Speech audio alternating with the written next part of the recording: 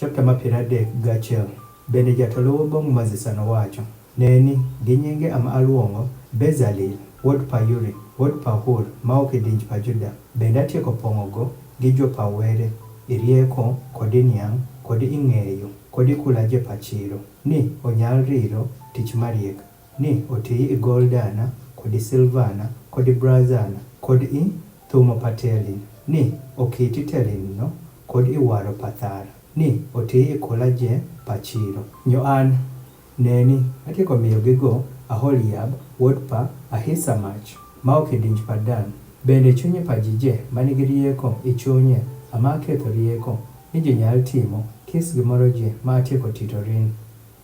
Kanyor pachich kod op panyadier kod kom pawek matie kuome kod thach je pakanyor kod meza gi thach mere kod luthai manon gi thach mere je kod kamim pang'wik kod kamim pa amiya mowang' gi thach mere je kod baf gi liend mere kod nangini ma iyuto gine kod nanda manol pa Aaron Javas kod nanda pa wuod pere ma iriuto gine yoch pa Javas kod tum ma iyuto gine kod ng'wik mamit pa kamanol.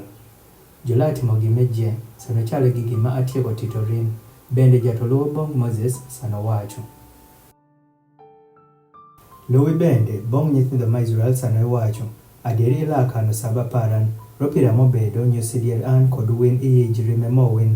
ni winyal ng'eyo ni abedo jat mamiyo rony bong' win, ilakano saba onyameno ropiro bedo ndelo manol bong' win, kis dhano mokosho saba ila adieri nekogo, kis dhano matimo tich moro je iye isaba ila ng'ado oko zono okidie ji pere, ndelo auchiel ama inyalo tiyo iye, to ndelo mar abiriyo amobedo saba pa yomere obedo ndelo manol bong' jat, kis dhano matimo tich moro je i ndelo ma saba ila adieri nekogo.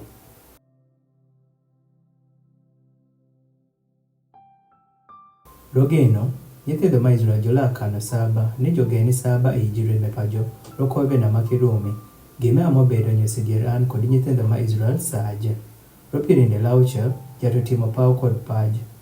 Nyo kuom ndelo mar abiriyo go oyomere bende odweno. Bende go omiyo bong' Moses sano go tieko wajo gigo kuom Tib Sinai, meza ariyo panyadier, tele meza mondi kuome gi luol pawere